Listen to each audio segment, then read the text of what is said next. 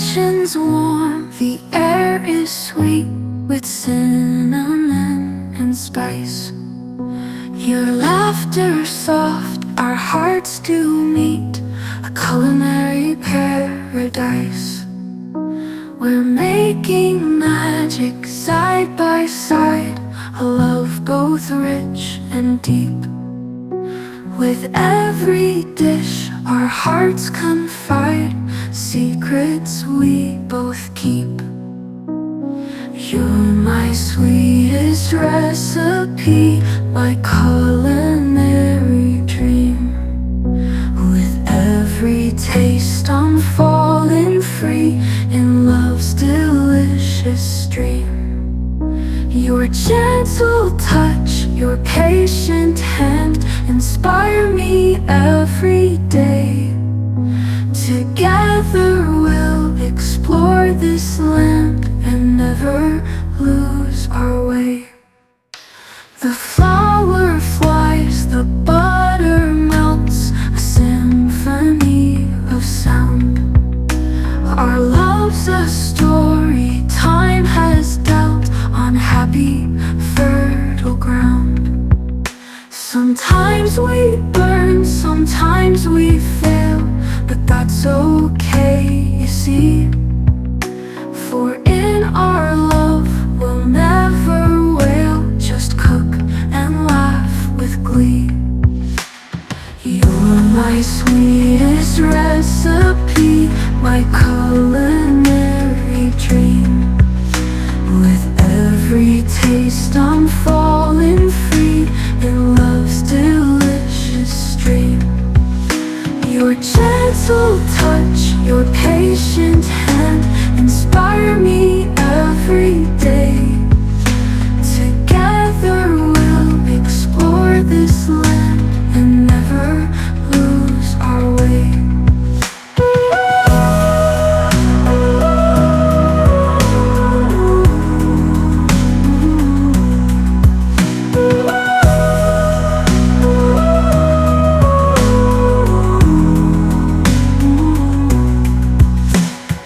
Thick and thin, through joy and strife, our love will always grow. Like a fine wine, a richer life, a love that all will know. You're my sweetest recipe, my culinary dream. With every taste I'm falling free in love's delicious stream. Your gentle touch, your patient hand inspire me every day. Together we'll explore this land and never lose our way.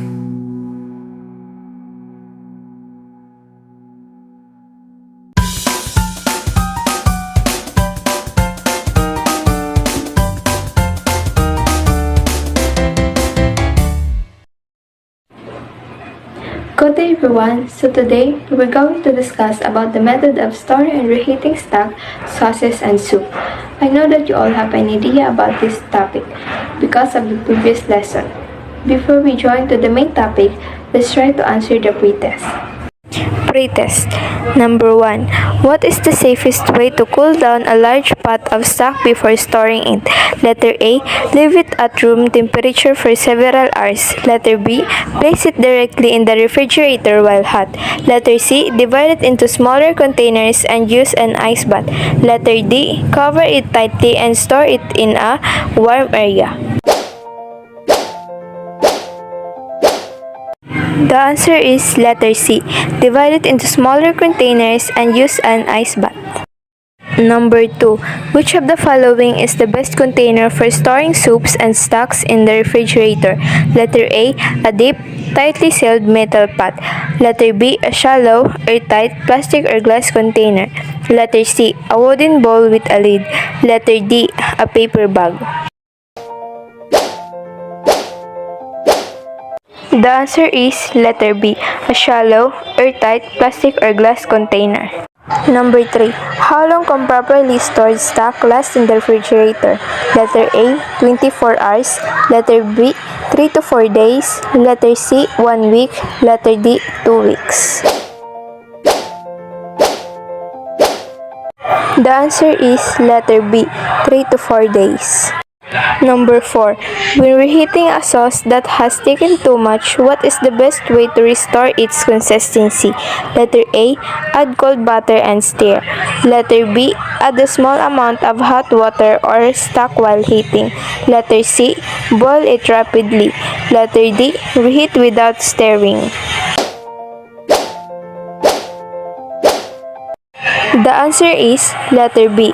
Add a small amount of hot water or stock while heating. Number 5. What is the recommended minimum internal temperature when reheating soups and stock to ensure food safety? Letter A, 100 degree Fahrenheit or 38 degrees Celsius. Letter B, 135 degree Fahrenheit or 57 degrees Celsius. Letter C, 165 degree Fahrenheit or 74 degrees Celsius. Letter D, 200 degree Fahrenheit or 93 degrees Celsius.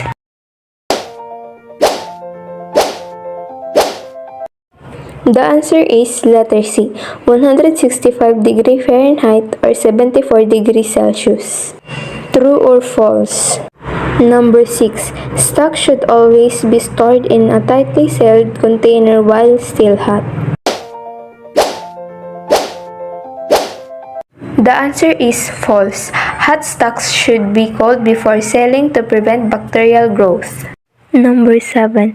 Sauces containing dairy should be reheated gently to prevent curdling. The answer is true. Dairy-based sauces should be reheated gently to avoid curdling. Number 8. It is safe to refreeze soap that has already been thawed and reheated once. The answer is false. Refreezing previously thawed and reheated soap can lead to bacterial contamination. Number 9. The best way to reheat a thick soap is over high heat, stirring occasionally. The answer is false. Thick soaps should be reheated over low to medium heat with frequent stirring to prevent burning. Number 10. Soup and sauces should be cooled quickly to prevent bacterial growth. The answer is true. Rapid cooling helps prevent bacteria from multiplying.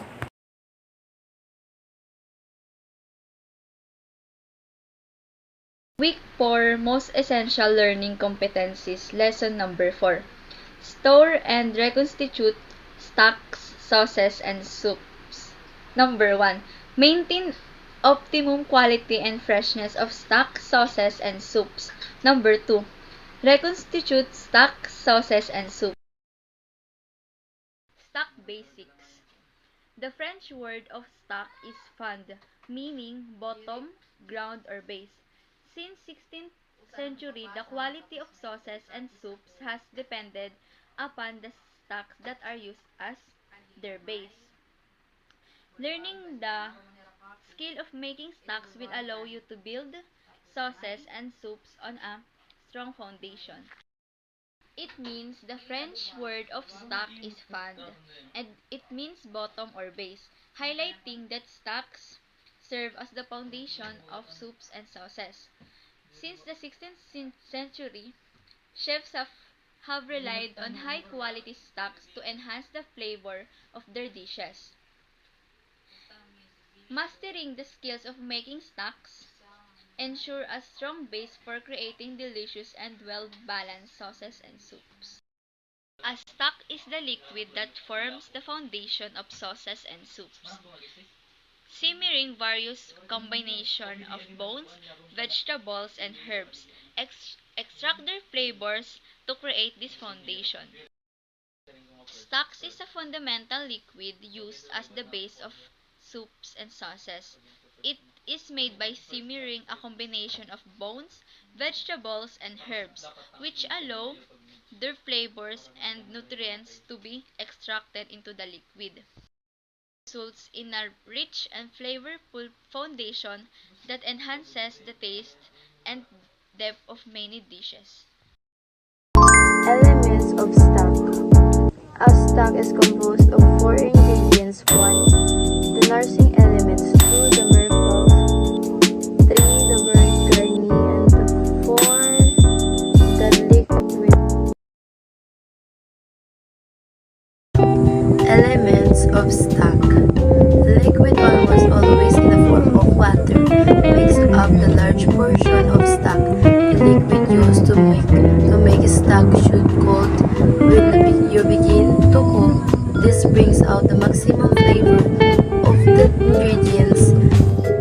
The stock from cloudly when the ingredients are prepared. The ratio of the liquid to the nourishing elements should be 2 to 1.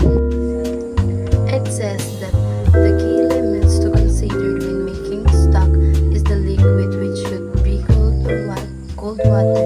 This maximizes flavor extraction of prevention calculus. The ratio of liquid to the other ingredients should be 2 to 1 to merfolk. In a mix of coarsely chopped vegetables that is used in stock to add flavor, nutrients, and color.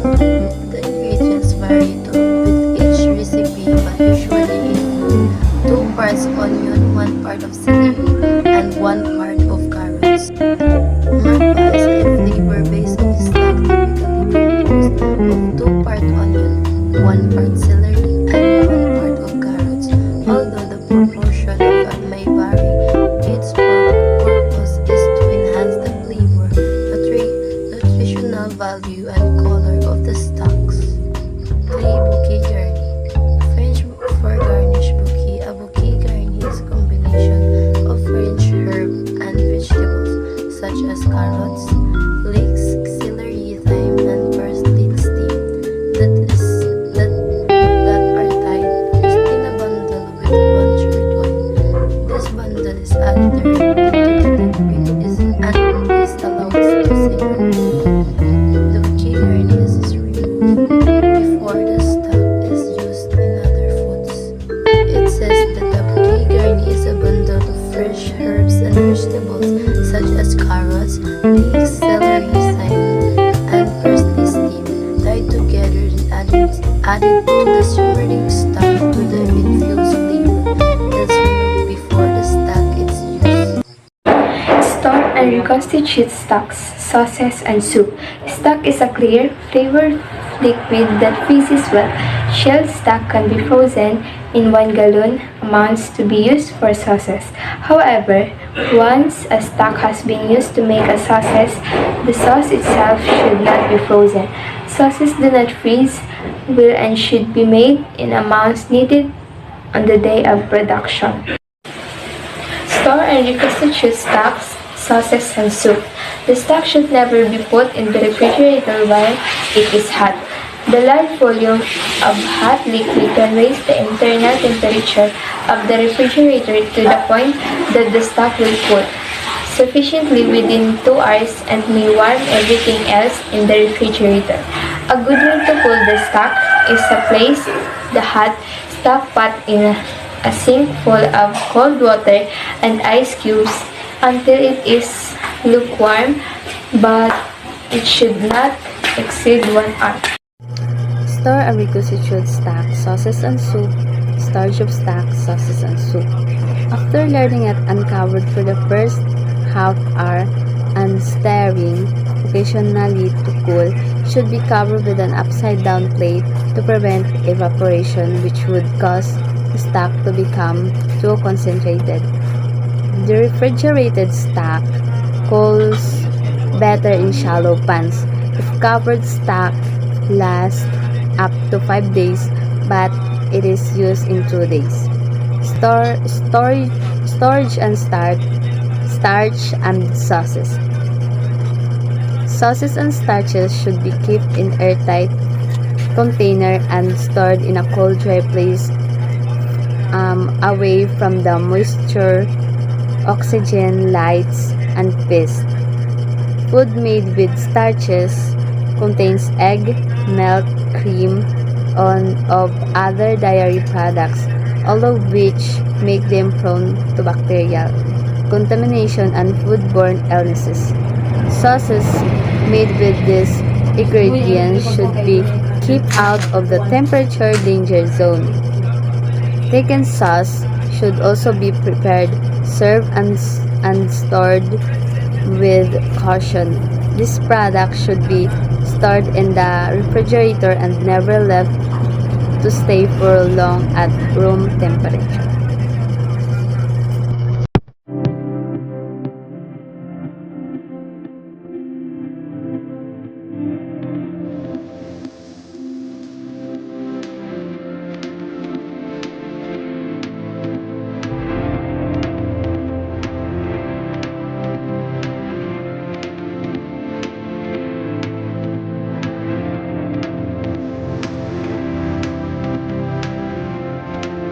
Ways to reconstitute stock. Skim the surface and strain off the stock to a china cup lined with several layers of cheesecloth.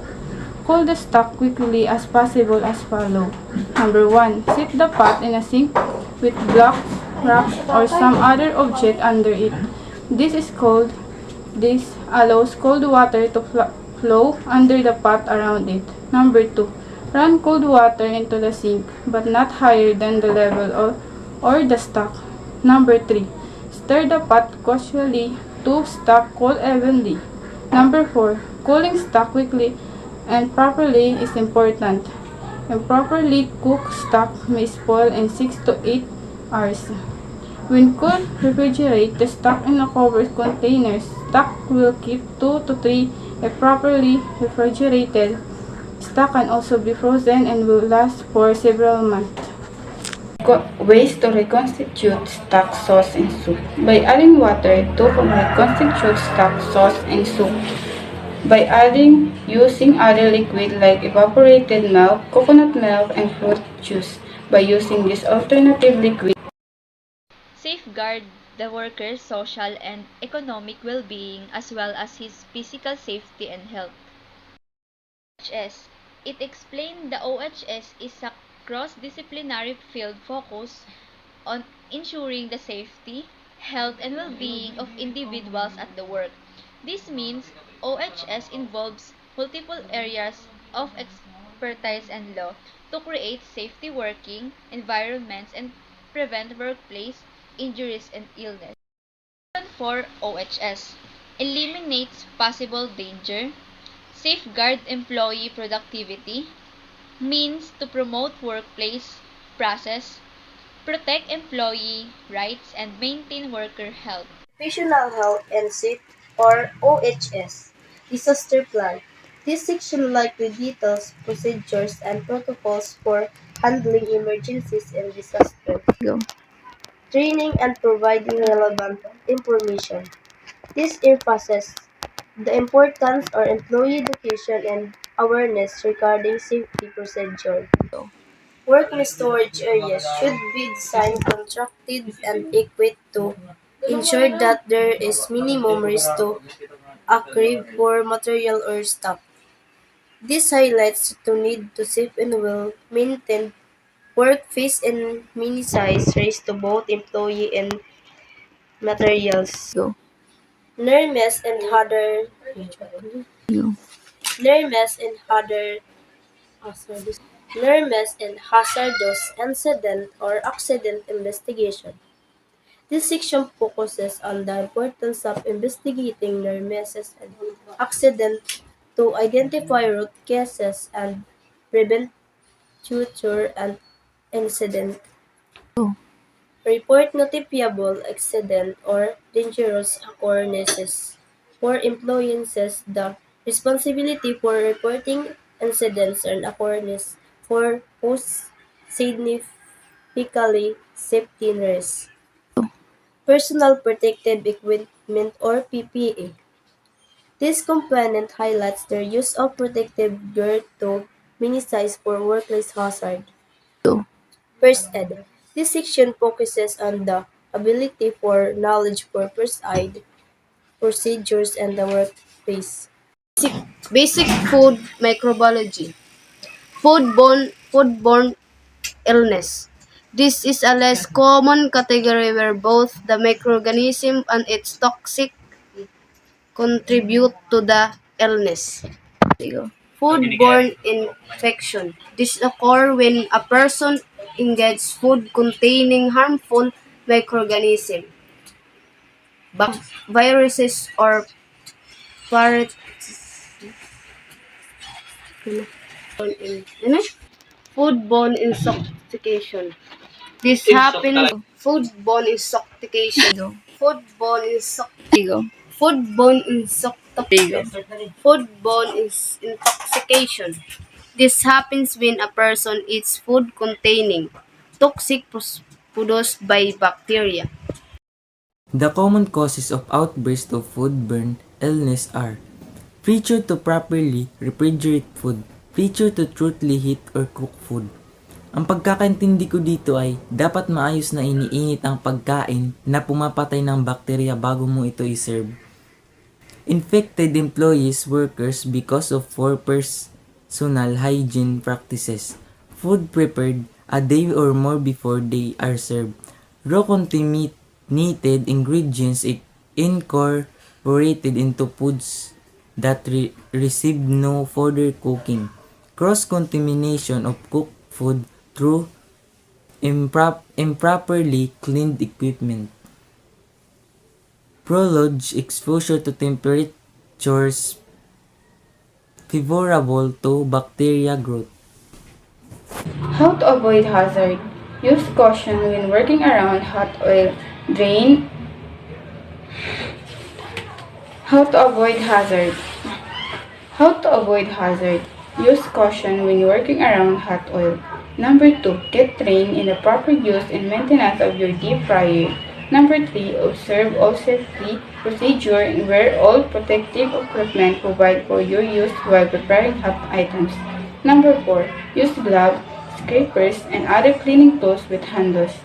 Number 5. Use correct grease level and cooking temperature for your deep fryer. How to avoid hazards. Do not overfill or pour an excessive amount of frozen fries into the deep fryer at one time. Adding too much food at once overwhelms the fryer capacity, causing the oil splatter violently due to rapid temperature changes and displacement.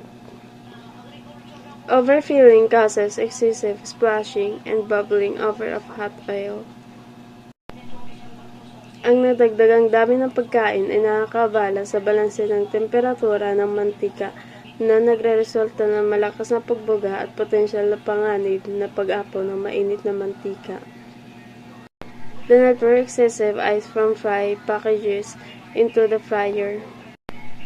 Ang yelo kapag nakakapagtagpo ng sobrang init na mantika ay nagdudulot ng mabilis at marahasang reaksyon.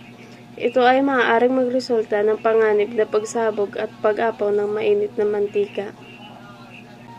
Do not overheat the oil. Use only manufacturer's recommended cook temperatures. Ang mabilis na pagpapainit ng mantika ay nagpapataas ng panganib ng sunog at maaaring makakapekto sa kalidad at nilulutong pagkain.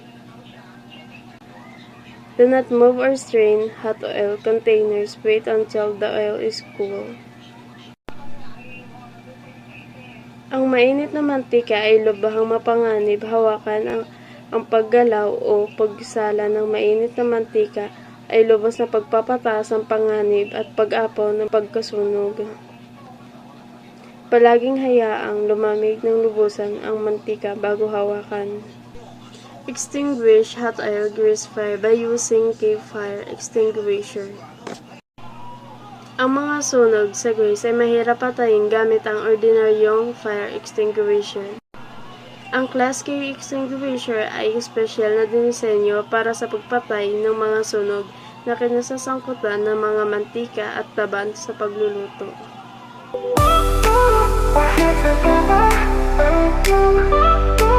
The kitchen's warm, the air is sweet with cinnamon and spice. Your laughter soft, our hearts do meet culinary paradise. We're making magic side by side, a love both rich and deep.